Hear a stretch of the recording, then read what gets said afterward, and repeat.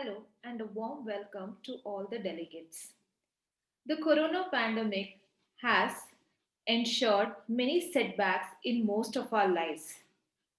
Although the outbreak in the NICU is not of bigger magnitude, the physical, mental, and the emotional heartbreak are essentially the same. So, today we will discuss the investigation of an outbreak and the prevention of an infection outbreak in the NICU. So, the objectives of today's lecture are what constitutes an outbreak and what are the steps in addressing an outbreak. So, this is the map of an 8-bedded NICU. This example will help us understand what is an outbreak and how it can spread. On the 8th of October last year, there was an outborn baby with meconium aspiration with pneumothorax with severe pulmonary hypertension who came into the unit and expired within the 6 hours.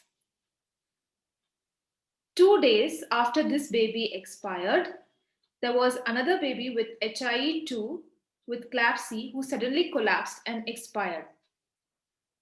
And within the same framework, one more baby who was very preterm with RDS suddenly collapsed and expired. And another baby who was non-specific again suddenly collapsed and expired. However, during that one period, one baby whom we recognized early, who was a post-op CDH, had survived. The common thing in all these babies all were MDR Acinetobacter in blood culture. What was the source?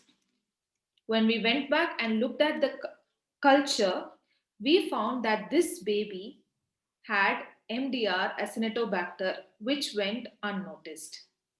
So, is this an outbreak or is this an epidemic?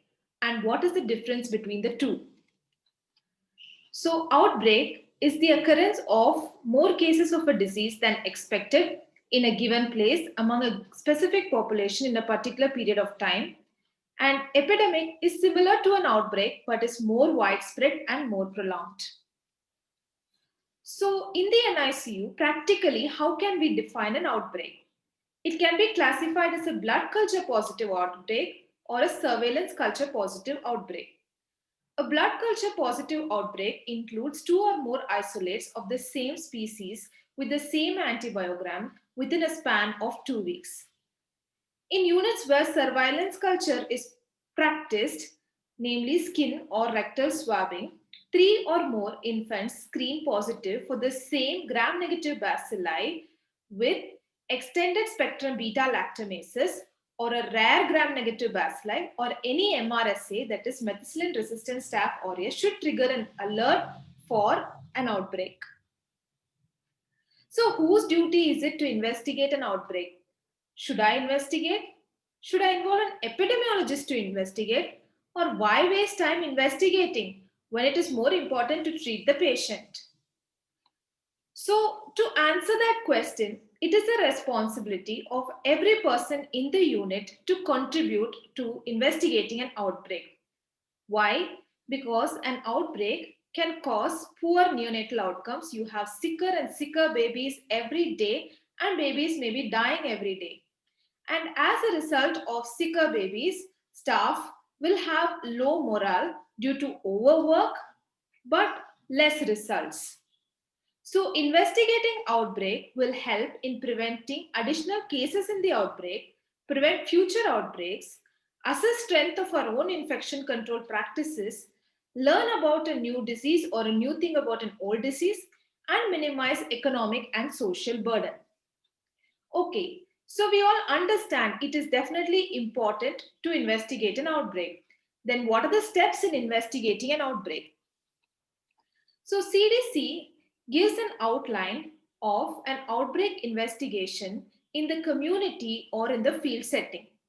The steps include preparation for field work, establishing the existence of an outbreak, verifying a diagnosis, constructing a working case definition to rapidly identify and treat cases, find cases systematically, perform a descriptive epidemiology, develop a hypothesis to decide where the epidemic or outbreak is coming from, evaluate the hypothesis, as necessary, reconsider, refine, and reevaluate, compare, and reconcile with laboratory studies, implement control and prevention measures, initiate, maintain surveillance, and communicate findings.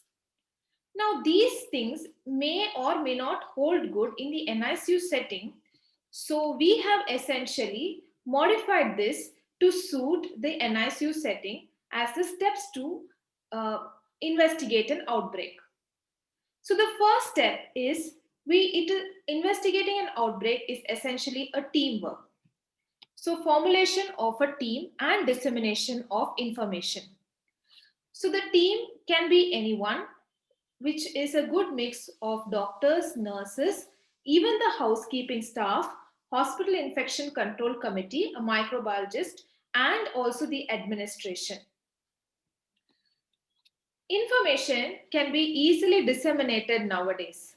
So, we in our institute have a WhatsApp group consisting of our infection control team, where if we decide that there is an outbreak, anybody can put up a message. We would meet and decide what to do next. It is important to ensure documentation. The next step is to define the case and review the organism. So, who is a case? So, it can involve person, place, and time. So, at the time of the outbreak, any baby admitted to the NICU may be classified as clinical case, probable, and definite. Clinical means the clinical findings are suggestive but workup is negative for infection. Probable means any baby with screen positive or X-ray suggestive of pneumonia but culture is negative. Definite means any baby in the NICU growing Acinetobacter from any site, that is culture positivity. This is important in order to recognize babies fast and also to initiate treatment so that babies do not collapse suddenly. The next thing is reviewing the organism. We may or may not know what that organism is. So if we know Acinetobacter, well and good. We may get a rare organism at some point of time. So for that, we have an online resource known as outbreakdatabase.com, where if you enter a search term, you get information about similar outbreaks in the similar settings. So it gives you the year, the type of publication, language. It also gives you the full text, and it also tells whether the outbreak was successfully controlled and what was the probable source of the outbreak. So in one such case study, it is found that some hygroscopic bandage use was the cause for the Acinetobacter outbreak in the neonatal care unit, and once it was stopped, the outbreak was successfully controlled. When we have defined the case, it is important to note down what and all features or what and all risk factors were there in that particular baby that predisposed him to getting the infection. This is essentially called a root cause analysis. So we have a pro forma where we review all the risk factors, namely intubation, mechanical ventilation, umbilical catheterization, TPN apart, and anything else apart from prematurity. Once we have defined cases and also looked at the organism, we need to confirm whether what we are having is really an outbreak or not. An outbreak is one where the infection rate is excess of that of the past unit data, because there can be seasonal variation in infection. Some units may have past data, some units may not. But for all practical purposes, we could use the above mentioned working definition to define an outbreak. Once you have confirmed that it is an outbreak, the next thing we need to know is who are all still having the infection in the NICU. That is rapid identification of the cases. So how do we identify? First is a daily focused examination. We need to keep a low threshold for suspicion of sepsis and investigate accordingly. The other thing we would need to do is send surveillance cultures of all babies. Some units practice routine surveillance cultures, and those units which are not practicing routine surveillance culture in the setting of the outbreak, we need to send surface and rectal swabs or stool cultures of all the babies who are admitted in the unit at that point of time. So, in our example, we found that 3 babies were culture positive and 2 babies had rectal swabs which were positive for MDR Acinetobacter. The next thing is we need to place babies accordingly in order to prevent further spreads. So, when we look at this example here below, there are 3 red dots, 2 yellow dots, and 5 purple dots. The 3 red dots indicate the babies who were culture positive, and the 2 yellow dots indicate the babies who were surveillance positive.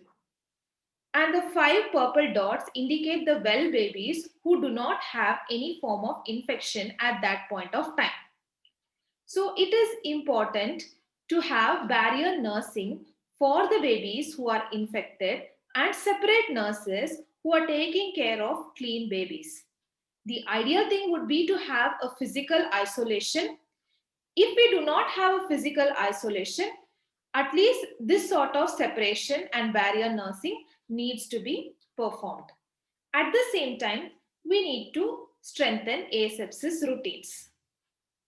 So once we have rapidly identified and also cohorted the babies, the next thing is to know what type of precautions we need to use.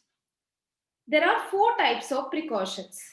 One is called as standard precautions, which is used for all the babies irrespective of whether they harbor any disease or not.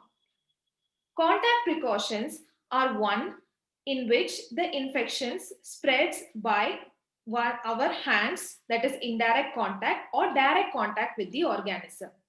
The examples include MRSA, VRE, vancomycin resistant enterococcus, viruses, any diarrhea, E. coli, Salmonella, Shigella, etc. Droplet precautions are one which spreads through coughing or cough and droplets.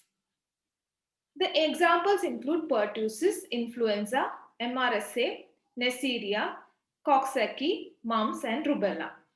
And airborne precautions is something which everybody is familiar with right now with the COVID-19, where when you breathe the air of the person harboring the disease, you can acquire the disease. And the example of it is varicella, disseminated herpes, and measles. Any of babies infected with this should never come inside the NICU. So the example of most outbreaks are bacterial and they require nothing but contact precautions. So in case we are not having space in the isolation, what we create is a barrier of this sort in the NICU where there is a separate hand wash area and there is separate waste area and there is also a separate exit in that area. These babies are cared for by a separate staff nurse. We don a separate gown, wear cap, mask, and do hand washing twice after exiting this area. And all items which belong to this area will never come to the clean side. So it should be ensured that the clean side and the infected side do not mix. In addition to that, it is not only important that we follow these, it is also important that the parents or the attenders who visit the baby also are aware of these precautions and the entry, exit, and the articles policy. At times, the mother itself might harbor the infection, in which case we may need to instruct infection control policies to her in order to prevent spread to the babies. So the next thing is we have learned how to cohort these babies to prevent further spread. We need to determine where the source is. This is the most difficult part. This is only by trial and error that we would get to know. Here, it is important that every team member is vigilant. You look at movements of the babies, look at how IV fluid is being prepared, look at how TPN is being dispersed, look at all the incubators, how they are being cleaned, how is the water being filled, what sort of water is being filled. Look at the X-ray plates, where they go, are they cleaned before X-ray is being taken, drugs, how they are shared, humidification chambers, stethoscopes, health worker hand, even the glucometer sometimes goes from bed to bed to bed and can spread the infection. So in our example, where the outborn was with Acinetobacter was the first source, what we found was the babies who were ventilated were maximally getting the infection. So how was this so? Disposable respiratory equipment was reused for a maximum of 2 times in order to give better services for poor babies. And this was found to be one of the sources of infection. So, as a result, disposable respiratory equipment was no longer re sterilized. This helped us control the outbreak. So once the organism is there in the NICU, it can harbor forever. And these are some of the common sources.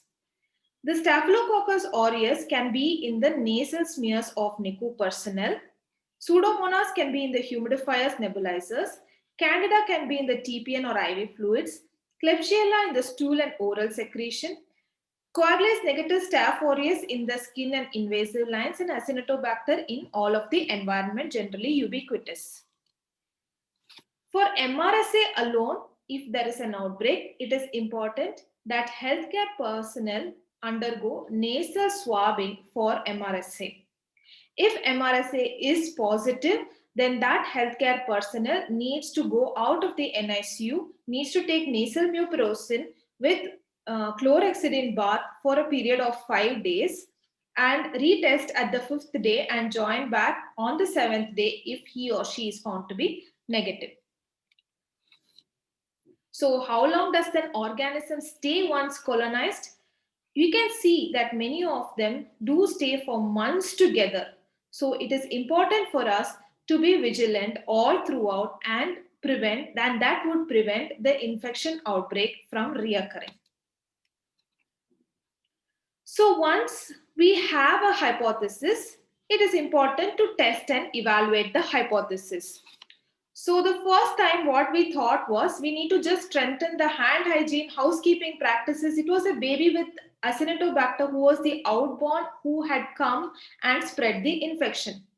And the second time we discarded the reusable tubings and that helped us successfully control the outbreak. So this hypothesis may require multiple attempts of trial and testing before you eliminate your outbreak. So outbreak can spread through 2 ways. One is it can have a point source or it can be propagated. So in the first example, we thought it was a propagated, it was going from person to person. That is why we are having peaks all the time. We strengthened that in the first instance, but then we came to know there was a point source, which was the reusable tubing. And once we discarded that, our outbreak was successfully controlled.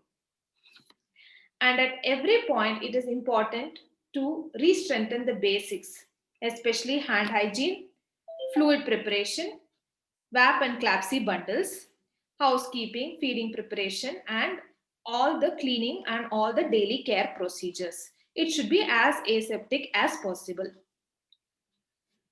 During the epidemic or during the outbreak, it is important that we rapidly identify cases. So once we identify so what, an antibiotic policy may require a slight modification based on that prevalent organism and the sensitivity profile. If you do have an outbreak of an MRSA where the MRSA is sensitive only to vancomycin, at that point, when a baby worsens, it is prudent to empirically start vancomycin for a sick baby. Otherwise, we may lose the baby rapidly. And this antibiotic policy needs to change back to a very strict stewardship once the outbreak is controlled. So, in the similar lines, other baby who was CDH post-op, we had started on colistin and he survived despite the outbreak. Now, if despite cohorting and all the basic measures of re-strengthening, the outbreak does not go away, it is important that we may have to relocate to another area, do a thorough cleaning, and follow the cohorting principles once again. And here we may need to do a post cleaning surveillance of the NICU to ensure that our cleaning is proper. So, this will involve a lot of administrative procedures and especially coordination with our obstetric team to reduce the admissions may be necessary at this point of time. And this is when staff should not be unnecessarily transferred here and there, or there should not be too much movement so that things will fall in place. So, as per the CDC, relocation, cleaning, and fogging is not routinely required, but as an epidemic control measure, it can be done. Finally, it is important to also keep a report, follow up, and maintain the surveillance. So, it is also important to ensure that we thank all the staff and different departments who helped us in overcoming the outbreak. So, those are the steps in investigating and tackling an outbreak. Now, it is said that prevention is definitely better than cure. So, how to prevent an outbreak? This is a 5-step plan which includes active surveillance of infection. So, only when you look for infection, you could even diagnose an outbreak. So, it is important to keep a watch very, very strictly. Ensuring adequate staff baby ratio, periodic training and ongoing motivation of all staff, and strict entry level training for all. Use principles of quality improvement and ensure that you feed babies always and reduce nil per oral days.